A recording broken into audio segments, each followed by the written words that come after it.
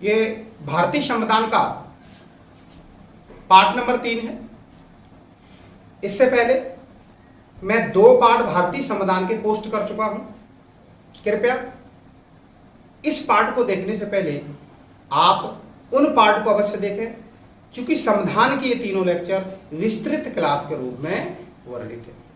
Clear हुआ? मौलिक अधिकार पढ़ाने से पहले और राज्य के नीति निर्देशक तत्व पढ़ाने से पहले सदैव छात्रों को भारतीय समाज का स्वरूप, भारतीय शासन का स्वरूप पढ़ना अनिवार्य होता है। और इसके पश्चात हम लोग लोकतंत्र की बात संविधान के अकॉर्डिंग जरूर करते हैं। क्लियर हुआ आपको? फिर सुन लीजिए। लोकतंत्र क्या है,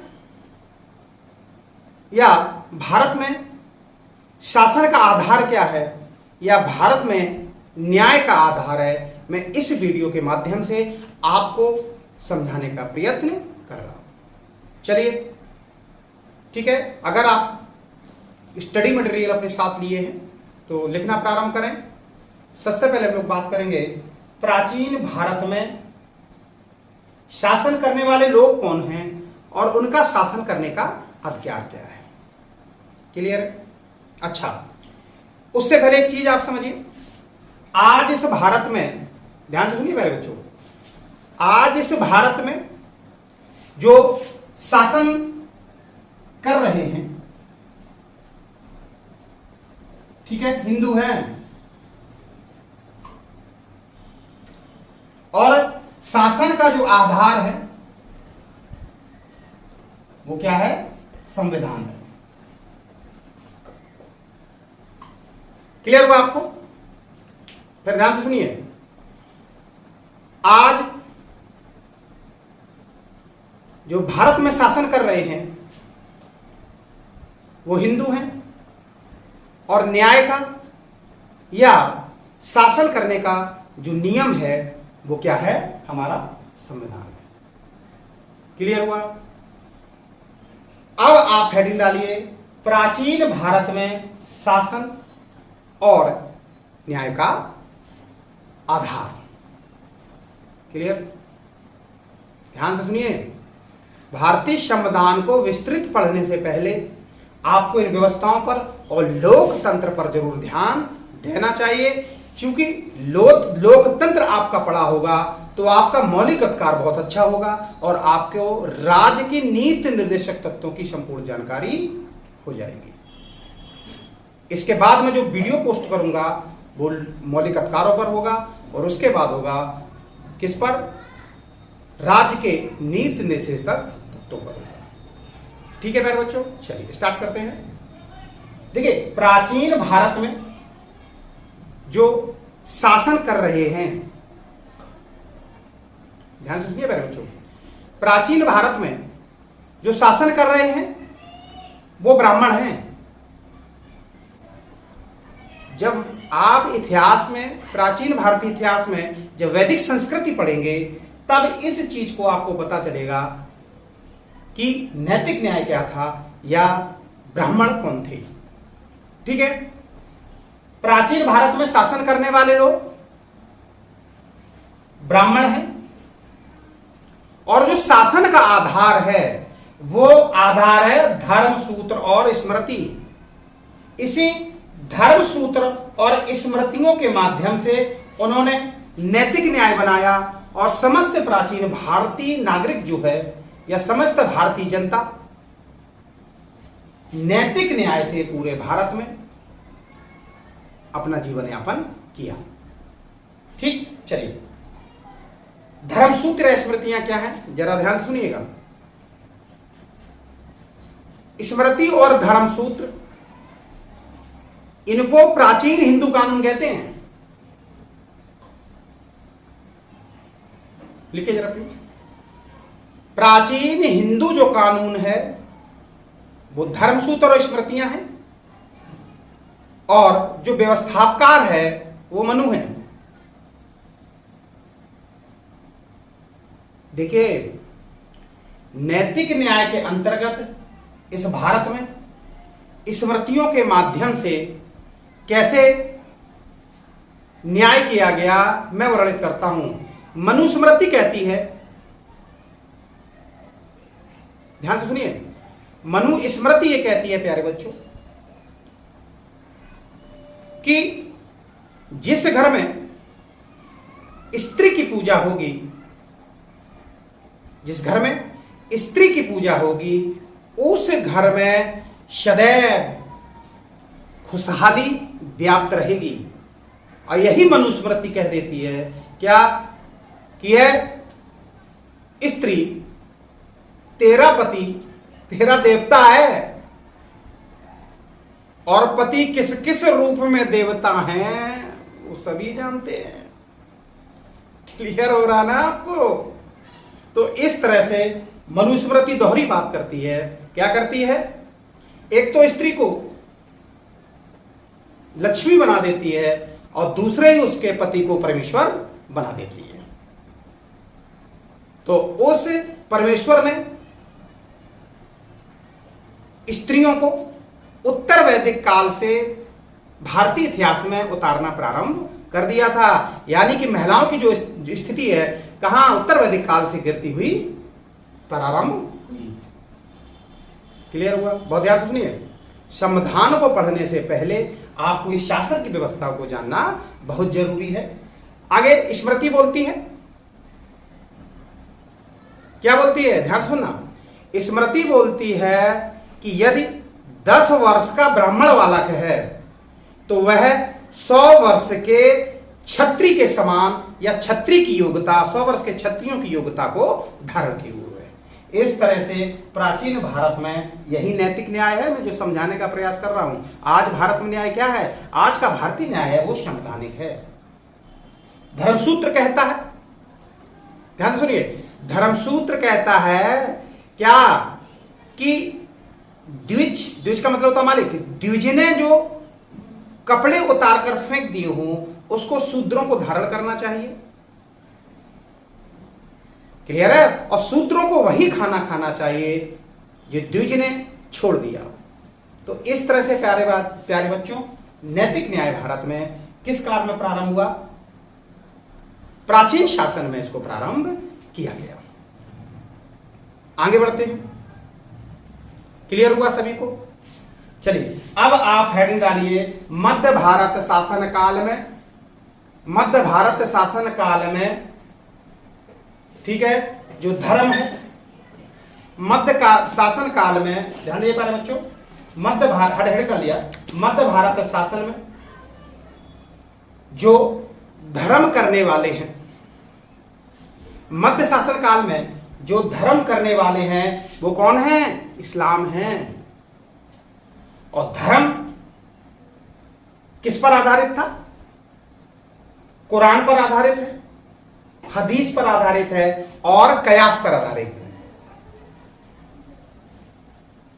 क्लियर हुआ?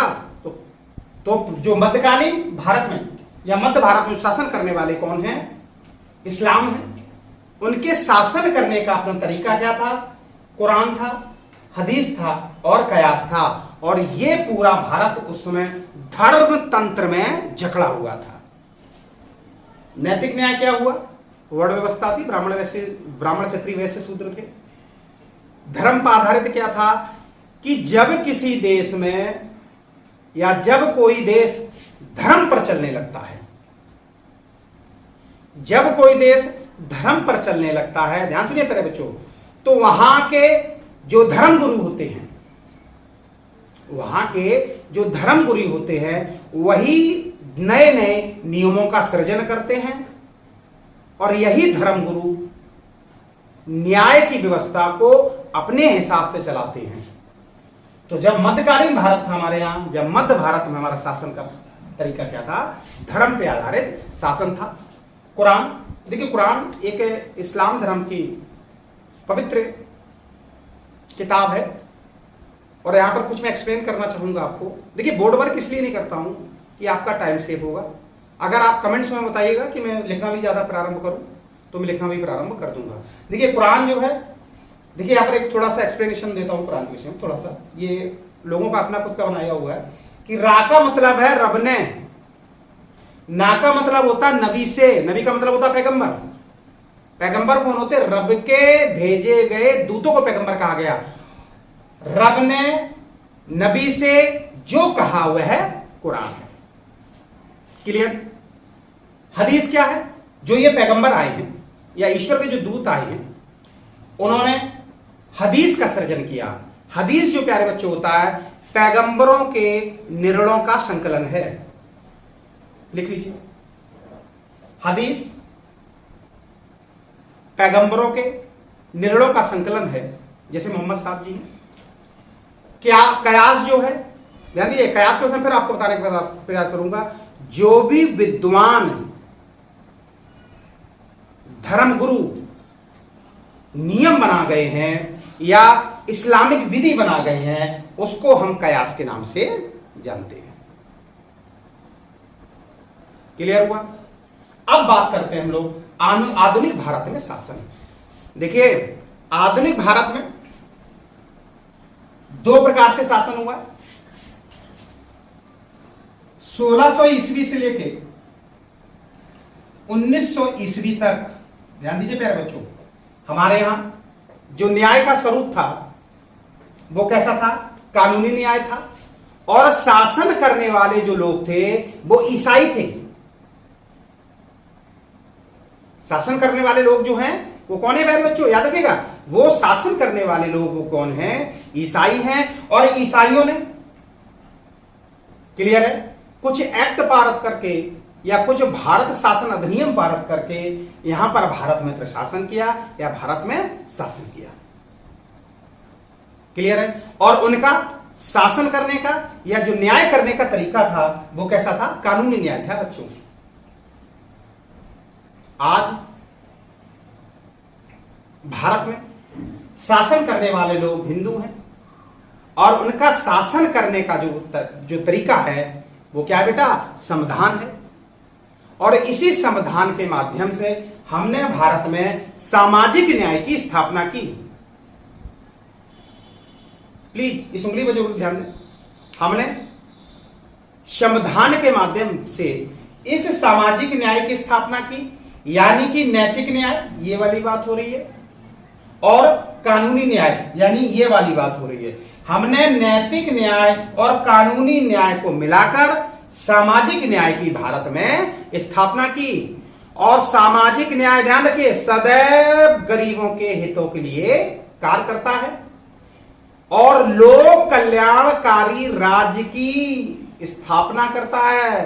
तो आज का जो हमारा न्याय है प्यारे बच्चों कैसा है? वो संविधान पर आधारित है। और न्याय का स्वरूप कैसा है? सामाजिक न्याय है। क्लियर हुआ? चलिए कॉपी निकालिए, लिखिए जरा।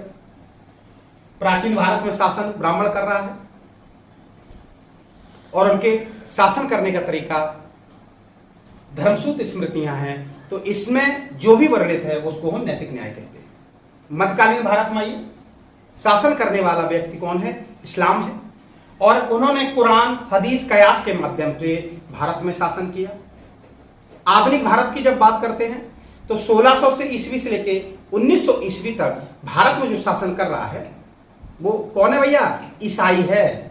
और उनका तरीका क्या है? कानूनी न्याय है। क्लियर है? और आज का, देखिए, आज के न्याय की हम बात करेंगे या आज के शासन की हम बात करेंगे तो आज भारत में शासन किसका है? हिंदुओं का है। और आधार न्याय का क्या है? हमारा संविधान है। और इसी संविधान ने, प्यारे बच्चों ध्यान रखिएगा, याद रखिएगा सदैव, इसी संविधान ने भारत में सामाजिक न्याय की स्थापना की। तो आज हमारा जो न्याय है वो कैसा है प्यारे बच्चों? सामाजिक न्याय है, जो नैतिक न्याय और कानूनी न्याय को मिलाकर बनाया गया। और सदैव सामाजिक न्याय सभ्य समाज की पहचान भी है। ठीक? तो सभ्य समाज की पहचान कौन? हमारी सामाजिक न्याय। और सामाजिक न्याय सदैव जिस जिस देश, लोकतांत्रिक देश में सामाजिक न्याय होगा वहां पर कल्याणकारी राज्यों की स्थापना होगी। क्लियर? आगे बढ़े, चलिए स्टार्ट करते हैं। देखिए, जिस समय भारत को शासन चलाने के लिए एक तंत्र की जरूरत थी, उस समय दुनिया में 3 प्रकार के तंत्रों का बोलबाला था। ध्यान से देखिए, पहला जो तंत्र है राजतंत्र, या ध्यान दीजिए, इसी को हम लोग क्या कहते हैं बेटा, याद रखिए, तानाशाही भी कहते हैं इसको।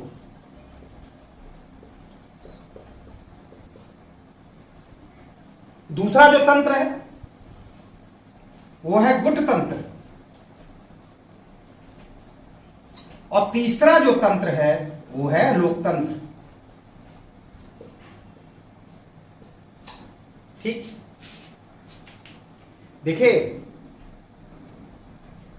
विस्तृत संविधान को पढ़ने से पहले या विस्तृत संविधान को जानने से पहले या हर एग्जाम में आपका कोई भी क्वेश्चन ना जाए, इसलिए ध्यान दीजिएगा कि इस तरह से संविधान को पढ़ना आपके लिए बहुत ही आवश्यक है प्यारे बच्चों। अभी आप बहुत छोटे हैं, आप चीजों को नहीं समझेंगे। देखिए, इस एग्जाम रेस में हर बच्चा ये चाहता है कि हमको 20-25 क्वेश्चन करा दिया जाए और हमारा पेपर या हम अपने लक्ष्य को प्राप्त कर सके। ऐसा नहीं है प्यारे बच्चों, याद रखना क्या कि जब एक विस्तृत ज्ञान के आप धनी होंगे तो आपके अंदर एक विनम्रता जागृत होगी, जिसे मां सरस्वती का आशीर्वाद कहा जाता है। इसीलिए देखिए, जितना पढ़ा लिखा, आप आईएएस को देखिएगा, आप पीसीएस को देखिएगा, जितने भी ये लोग हैं बहुत ही विनम्र होते हैं। ठीक है, तो वो विनम्रता उनको कौन प्रदान करती है प्यारे बच्चों? सदैव विस्तृत ज्ञान प्राप्त करता है। ठीक, संविधान निर्माणकर्ताओं के सामने सबसे बड़ी समस्या थी कि हम राजतंत्र को अपनाएं, गुटतंत्र को अपनाएं या लोकतंत्र को अपनाएं। तो हमारे संविधान निर्माताओं ने इस भारतीय संविधान को बनाने के लिए लोकतंत्र का चुनाव किया। किताब से पढ़िएगा, फिर देखिएगा कि कितना अंतर है किताबों को पढ़ने में या किसी के पढ़ाने में। ठीक है, चलिए बात करते हैं। देखिए, अब ध्यान देना, राजतंत्र क्या होता है उसके विषय में आपको जानना जरूरी है। कॉपी निकालिए, लिखिए जरा। जब, नोट करिए, विधायिका, कार्यपालिका और न्यायपालिका किसी एक व्यक्ति के अधिकार में हो, नोट करिए प्लीज, विधायिका, कार्यपालिका और न्यायपालिका जब किसी एक व्यक्ति के अधिकार में हो, और ये जो राजतंत्र में जो पद हो वो कैसा हो? वंशानुगत हो।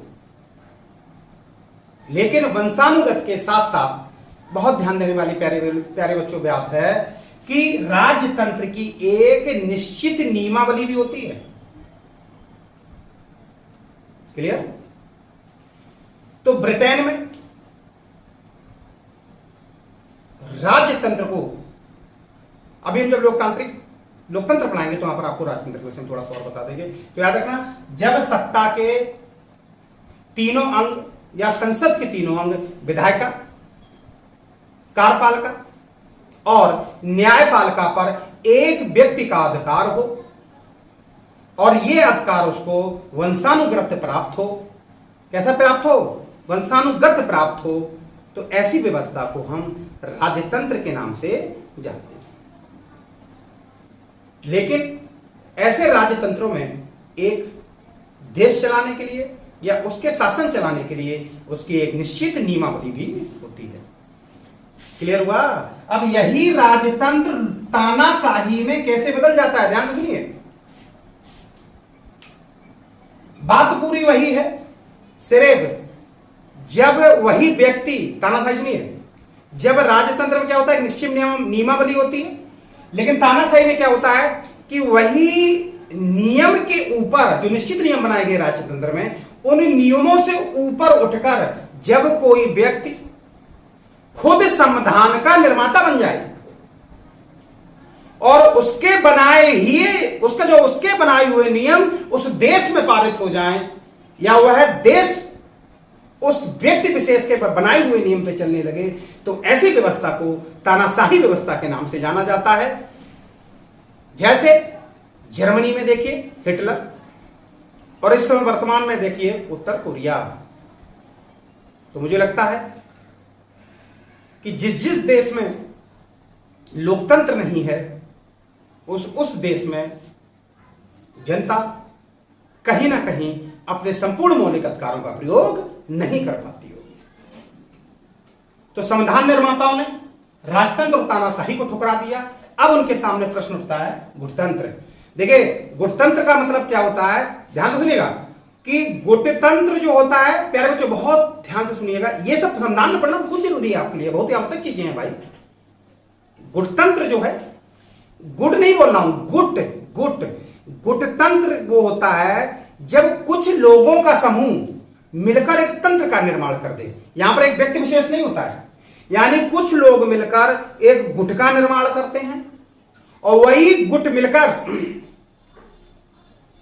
किसी देश की शासन पर अपना अधिकार कर लेता है। देखिए दिखाते हैं आपको, ये देखिए यहां पर अफगानिस्तान के पास आइएगा आप जरा।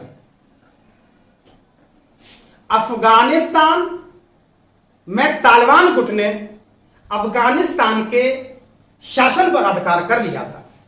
तो ऐसी व्यवस्था को हम लोग गुटतंत्र की व्यवस्था के नाम से जानते हैं। लेकिन हमारे प्यारे भारत ने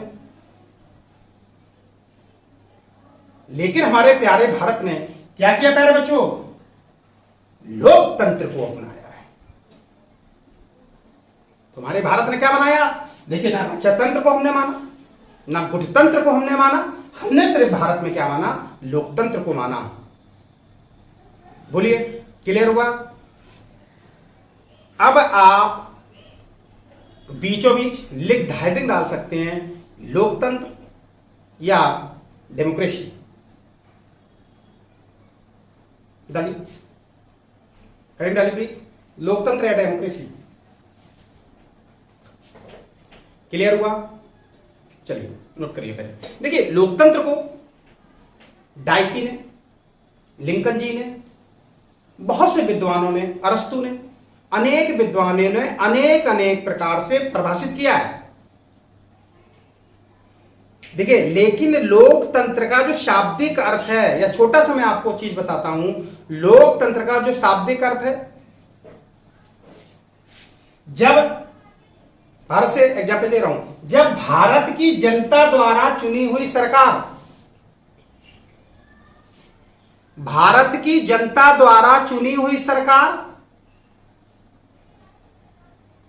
जब भारत की जनता द्वारा चुनी हुई सरकार, याद रखना, संविधान के तीनों अंगों पर, यानी कि विधायिका पर, कार्यपालिका पर और न्यायपालिका पर, या कह सकते हैं सरकार के द्वारा जब तीनों अंगों का संचालन किया जाता है। अच्छा शब्द मिल गया कि जब सरकार द्वारा, यानी भारत सरकार द्वारा जब संविधान के तीनों अंगों का संचालन किया जाता है, तो ऐसी व्यवस्था को हम लोकतांत्रिक व्यवस्था के नाम से जानते हैं। क्लियर हुआ प्यारे बच्चों, याद रखना लोकतांत्रिक व्यवस्था कौन सी व्यवस्था है, हम ऐसी व्यवस्था को लोकतांत्रिक व्यवस्था के नाम से जानेंगे। क्यों, उसका भी अपना एक मतलब है। देखिए इसको खत्म कर दें, चलिए लिख लीजिए तब तक आप कि जब जनता द्वारा, नोट करिए मेरे बच्चों अच्छे से, जब जनता द्वारा चुनी हुई सरकार संसद के तीनों अंगों का संचालन करती है, तो ऐसी व्यवस्था को लोकतंत्र व्यवस्था के नाम से जाना जाता है। ऐसी व्यवस्था को कैसी व्यवस्था के नाम से जाना जाता है प्यारे बच्चों, लोकतंत्र व्यवस्था के नाम से जाना जाता है। और सुनिए, लोकतंत्र में निर्वाचन की अपनी दो पद्धतियां हैं। पहले हम प्रत्यक्ष निर्वाचन का और दूसरा हम अप्रत्यक्ष निर्वाचन का रूप देखेंगे। ठीक है, तो लोकतंत्र हमको क्या दिया? प्रत्यक्ष निर्वाचन और अप्रत्यक्ष निर्वाचन। क्लियर हुआ सभी को? हेड डालिए प्यारे बच्चों, लोकतंत्र डेमोक्रेसी। प्राचीन काल में सर्वप्रथम लोकतंत्र का जो उदय हुआ है वो यूनान में हुआ है, जबकि आज के लोकतंत्र का, नोट करिए, आज के लोकतंत्र का जो स्वरूप है वो आधुनिक काल की देन है। अश्वेत राष्ट्रपति अब्राहम लिंकन ने कहा था और लोकतंत्र को परिभाषित भी किया। देखिए, लोकतंत्र को विभिन्न तरीके से लोगों ने परिभाषित किया है। डाइसी जी ने कुछ और कहा, लिंकन जी ने कुछ और कहा, रूसो ने कुछ और कहा। तो एक दो लोगों को मैं आपको परिभाषा या उनके मत एक्सप्लेन कर रहा हूं। अब्राहम लिंकन ने कहा कि लोकतंत्र जनता के द्वारा और जनता के लिए ही शासन होगा। जहां पर जनता के द्वारा की बात की जाती है वो इनका शब्द सबसे महत्वपूर्ण शब्द बन के उभरा। जनता के द्वारा, नोट करिए, हेडिंग में डालिए,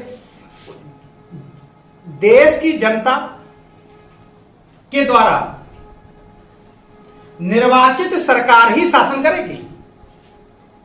जनता के द्वारा का मतलब क्या हुआ? फिर से लिखिए, देश की जनता के द्वारा निर्वाचित सरकार ही शासन करेगी। क्लियर हुआ? एक बहुत इंपॉर्टेंट बताते हैं, यूपीएससी वाले बच्चे जरा ध्यान से सुने, पीसीसीएस वाले बच्चे जरा ध्यान से सुने। डाइसी जी ने कहा है कि लोकतंत्र जनता की देशभक्ति को बढ़ाता है। डाइसी जी ने क्या बोला, लिखिए जरा, कि लोकतंत्र लोगों की या जनता की देशभक्ति को बढ़ाता है। और एक चीज और, क्योंकि नागरिक या जनता यह अनुभव करती है कि सरकार उन्हीं के द्वारा उत्पन्न कोई वस्तु है और इसके अधिकारी नागरिकों के या जनता के सेवक ना होकर, इसके अधिकारी जो होंगे वो नागरिकों की या इस जनता के स्वामी ना होकर सेवक हैं। लिख लिया डाइसी जी का? क्लियर हुआ? तो भारत में डाइसी के इस परिभाषित पंक्ति का बहुत बड़ा असर दिखता है। जो भी हमारे अधिकारी होते हैं हम अपना स्वामी ना मानकर उनको सेवक ही मानते हैं। पहला ग्राफ लीजिए और ध्यान से सुनिए कि क्वेश्चन बनेगा रिया में। मैंने आपसे पहले ही बताया था, स्टार्ट में ही बताया था, जब तक आप ये पार्ट नहीं पढ़ेंगे आप मौलिक अधिकारों को और आपके रीच नीति निर्देशक तत्वों को आप नहीं पढ़ सकते, सिर्फ उनके आर्टिकल ही पढ़ सकते हैं। आ रहा समझ में? मैं पढ़ाऊंगा आपको मौलिक अधिकार और राज्य के नीति निर्देशक, पक्का वादा है मैं आपसे। चलिए आगे हेडिंग डालिए, लिखिए, पहला ग्राफ लिखिए कि स्वतंत्रता से पूर्व भारत में लोकतंत्र नहीं था, चूंकि भारतीय जनता का सहयोग अंग्रेजों को बिल्कुल प्राप्त नहीं था। लोकतंत्र की उदय में सबसे पहली पहल 1688 में, सबसे पहली पहल 1688 में रक्तहीन क्रांति, सुनहरी क्रांति या गौरवशाली क्रांति के नाम से जाना गया। देखिए बोर्ड का काम ज्यादा नहीं कर रहा हूं, सुन के याद रखिए। जितना आप सुनेंगे, देखिए जितना आप ध्यान से सुनेंगे सोचेंगे काम उतना ही ज्यादा होगा। कौन सी 1688 की जो क्रांति है इंग्लैंड में, कैसे जानते हैं इसको? रक्तहीन, सुनहरी क्रांति या गौरवशाली क्रांति के नाम से जाना जाता है। चूंकि ध्यान रखना, जो इंग्लैंड के सम्राट जी हैं उनके निरंकुश शासन को जनता ने समाप्त कर दिया। जनता ने बोली आप उतरिए, उतर गए बेचारे, इसलिए कहीं कोई रक्त नहीं बहा, इसलिए रक्तहीन क्रांति के नाम से जाना जाता है। निरंकुश राजतंत्र वहां पर इंग्लैंड में खत्म होता है और इंग्लैंड में संवैधानिक राजतंत्र स्थापित होता है। तो इसलिए इंग्लैंड में पूर्ण लोकतंत्र का उदय नहीं माना जाता है। पूर्ण लोकतंत्र के उदय की ओर सबसे पहले पहल जो होती है, इसके बाद जो पहल होती है वो 1776 में अमेरिका की क्रांति, जिनके जनक लॉक, या जिनका अमेरिका क्रांति पर जिनका प्रभाव था लॉक का था, और 1789 की फ्रांस की क्रांति। 1789 कौन सी क्रांति प्यारे बच्चों? फ्रांस की क्रांति। और फ्रांस की क्रांति पर पूरा जो प्रभाव था वो किसका था? रूसों का था। फ्रांस की ही क्रांति ने लोकतंत्र की स्पष्ट व्याख्या की। तो लोकतंत्र की स्पष्ट जो व्याख्या करता है वो कौन करता है? फ्रांस की क्रांति करता है। और 3 शब्द देते हैं: स्वतंत्रता,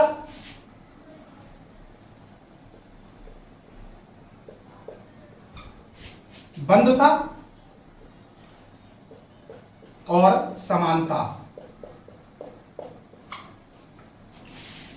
इन तीनों शब्दों को ही, स्वतंत्रता को, समानता को और बंधुता को, ध्यान रखिएगा पहले बच्चों, बहुत ध्यान से सुनिएगा। स्वतंत्रता को, फिर बोल रहा हूं, समानता को और बंधुता को मानवीय अधिकार या नैसर्गिक अधिकार की संज्ञा दी गई है। चूंकि आगे चलकर 10 दिसंबर 1948 को, नोट करिए, आगे चलकर 10 दिसंबर 1948 को संयुक्त राष्ट्र संघ ने इन्हें मानवीय अधिकार घोषित किया।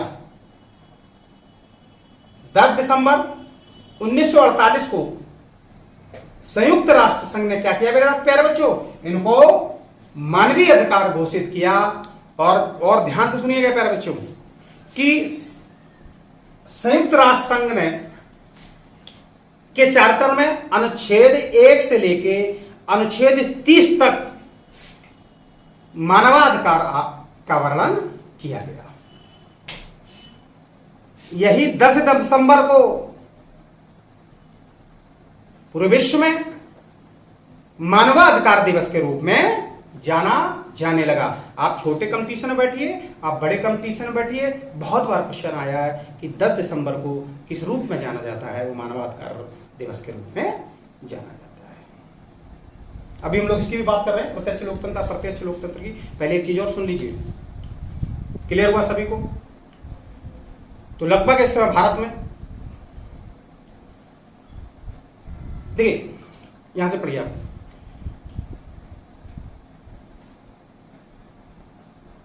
एमनेस्टी इंटरनेशनल की स्थापना 1962 में हुई है। उसका मुख्यालय लंदन में है। और प्रतिवर्ष यही एमनेस्टी इंटरनेशनल संयुक्त राष्ट्र संघ को अपनी रिपोर्ट प्रस्तुत करती है। और इसी रिपोर्ट के माध्यम से 189 देशों के मानव सूचकांक जारी किया जाता है। याद रखना, करंट का क्वेश्चन था अभी 2020 में भारत का मानवीय सूचकांक रैंक कितनी थी? तो वो रैंक थी 131। और टोटल देश इसमें कितने? 189। क्लियर है? पहला ग्राफ लीजिए, नोट करिए ध्यान से कि भारत में, लिखिए, 1993 में मानवाधिकार आयोग का गठन किया गया। बहुत बार क्वेश्चन आया, याद रखिएगा। भारत में 1993 में मानवाधिकार आयोग का गठन किया गया।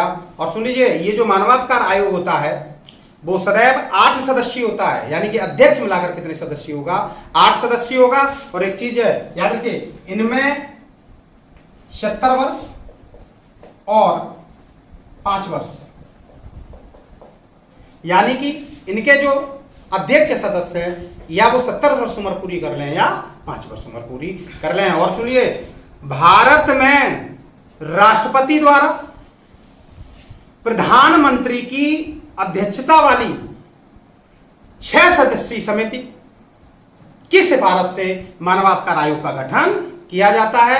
और इसका अध्यक्ष सदैव सर्वोच्च न्यायालय का मुख्य न्यायाधीश होता है, या वो सेवानिवृत्ति हो या सेवा। याद रखिए, तो भारत में जो मानवाधिकार आयोग का अध्यक्ष होता है वो सदैव कौन होता है बेटा प्यारे?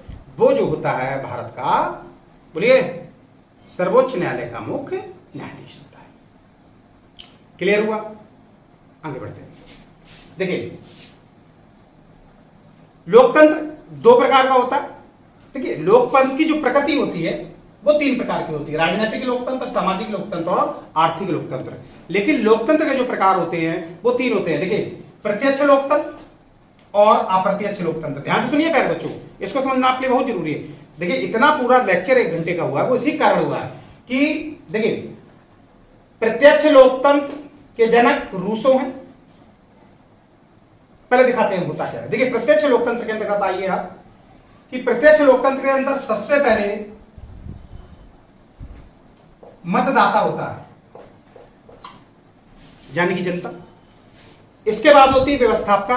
लोकसभा राज्यसभा मिलकर जिस व्यवस्था को बनाते हैं उसको व्यवस्थापिका कहते हैं। और व्यवस्थापिका के बाद यह आता है बहुमत दल।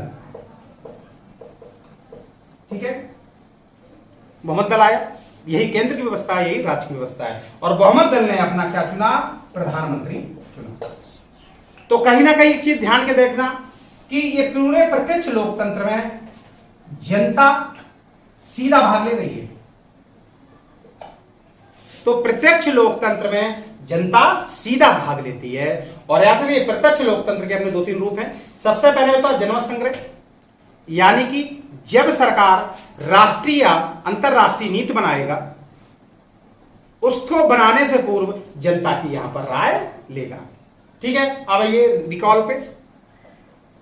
रिकॉल के भारत में जनक जो हैं जयप्रकाश नारायण हैं। ध्यान रखना, नोट करिए पहले आप इस चीज को,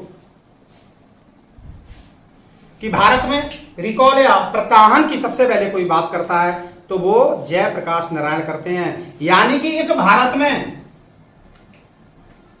शासन करने वाले किसी भी व्यक्ति को जनता, दोनों नोट करिए। प्रत्याहन का मतलब क्या होता है? कि इस देश में या भारत में शासन करने वाले व्यक्ति को जनता कभी भी बुला सकती है। लेकिन भारत एक बहुत बड़ा जनसंख्या वाला देश है, इसलिए यहां पर रिकॉल संभव नहीं है। लेकिन याद रखिए, न्यूजीलैंड के कुछ कैंटनों में अभी भी ये चीज चलती है। तो क्लियर हुआ, जनता ने डायरेक्ट भाग लिया। मतदाता यानी कि हम लोग जनता हैं, व्यवस्थापिका जो उन्होंने व्यवस्था कर रखी है चुनाव कराने की, और उसके बाद बहुमत दल पहुंचता है। बहुमत दल कौन? बीजेपी पहुंचा है, और इस समय जो है वहां के अपने देश के प्रधानमंत्री मोदी जी हैं। ठीक है, तो ये व्यवस्था को हम क्या बोलते हैं? जनता जब डायरेक्ट भाग लेती है, जनता जब, नोट करिए पहले प्यारे बच्चों ध्यान देना, कि शासन में जनता जब प्रत्यक्ष भाग लेती है तो उसको प्रत्यक्ष लोकतंत्र के नाम से जाना जाता है। जनक कौन है? रूसो। अब आइए हेडिंग डालिए, अप्रत्यक्ष लोकतंत्र जानना बहुत जरूरी है।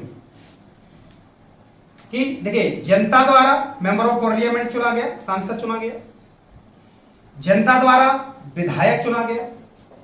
जब राष्ट्रपति का निर्वाचन होगा, यही हमारे क्षेत्र के सांसद और यही हमारे क्षेत्र के विधायक हमारी तरफ से या इस जनता की तरफ से वोट डालते हैं। और कभी भी जनता राष्ट्रपति के चुनाव में डायरेक्ट भाग नहीं लेती है। तो ऐसे प्रोसेस को हम लोग अप्रत्यक्ष लोकतंत्र के नाम से जानते हैं।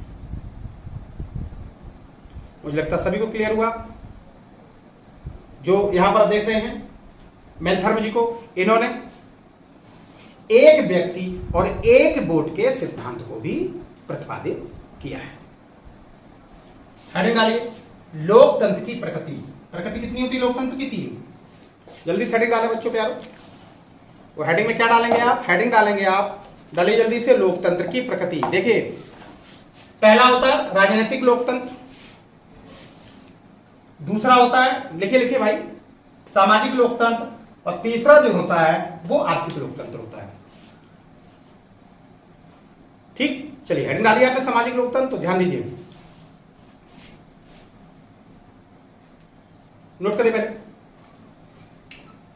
राजनीतिक लोकतंत्र के अंतर्गत इस भारत के प्रत्येक नागरिक को, ध्यान से सुनिएगा, राजनीतिक लोकतंत्र के अंतर्गत, देखिए यही समझेंगे तब आप मौलिक अधिकार पढ़ पाएंगे, याद रखिएगा। राजनीतिक लोकतंत्र के अंतर्गत इस भारत के प्रत्येक नागरिक को मत देने का अधिकार, प्रत्येक नागरिक को भाषण और अभिव्यक्ति का अधिकार, प्रत्येक नागरिक को सरकार की आलोचना करने का अधिकार, निर्बंधन है आलोचना करने का, उतना ही बोलेंगे, याद रखिएगा, सरकार की आलोचना करने का अधिकार, चुनाव लड़ने का अधिकार, और राजनीतिक लोकतंत्र को स्वतंत्रता के बाद, ध्यान दीजिए, हम सभी ने प्राप्त कर लिया है। ठीक, अब आइए सामाजिक लोकतंत्र, ध्यान देना पड़ेगा बच्चों। सामाजिक लोकतंत्र के अंतर्गत ध्यान से रखिए, जातिपात, इस देश की बात हो रही, इस देश में जातपात नहीं होना चाहिए, इस देश में छुआछूत नहीं होना चाहिए, भाषावाद और क्षेत्रवाद इस देश में नहीं होना चाहिए। लगभग 70 वर्षवाद आज भी हमारे भारत ने सामाजिक लोकतंत्र की भारत में स्थापना नहीं कर पाई, चूंकि आज भी बहुत से राज्यों में क्षेत्रवाद और भाषावाद है।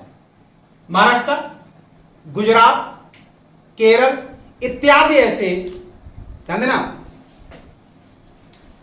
महाराष्ट्र है, गुजरात है और केरल ऐसे समृद्धशाली राज्य हैं, जबकि उत्तर प्रदेश, बिहार, झारखंड ऐसे पिछले राज्य। क्लियर हो आपको सामाजिक लोकतंत्र? अब हम बात करते हैं कौन सा है? आर्थिक लोकतंत्र। ध्यान देना, आर्थिक लोकतंत्र के अंतर्गत हर पेट को भोजन और हर व्यक्ति की न्यूनतम और बुनियादी आवश्यकताएं प्राप्त होनी चाहिए। लेकिन आज भी देखिए 22% लोग जीवन रेखा के नीचे यापन कर रहे हैं, यानी कि उनकी न्यूनतम और बुनियादी आवश्यकताएं भी प्राप्त नहीं है। क्लियर हुआ ये चीज? हाँ या ना बोलिए। आगे बढ़ते हैं। देखिए, राजनीतिक लोकतंत्र से भारत में मौलिक अधिकार का जन्म होता है।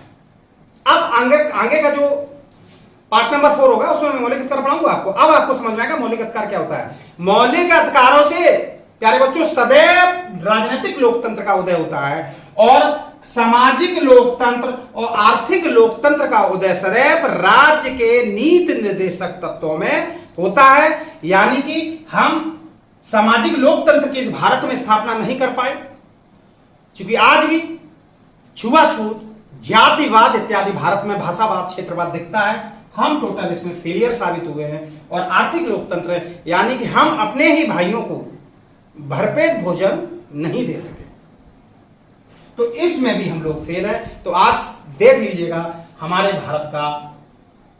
भारत में किस प्रकार का लोकतंत्र है। तो प्यारे बच्चों, अगले पार्ट में हम लोग मिलेंगे मौलिक अधिकार।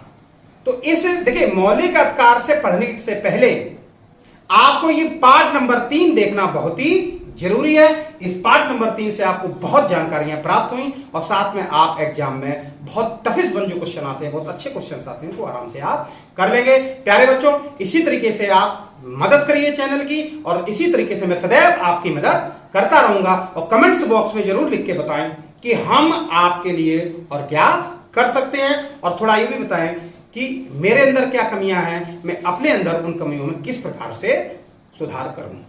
क्लियर हुआ? धन्यवाद।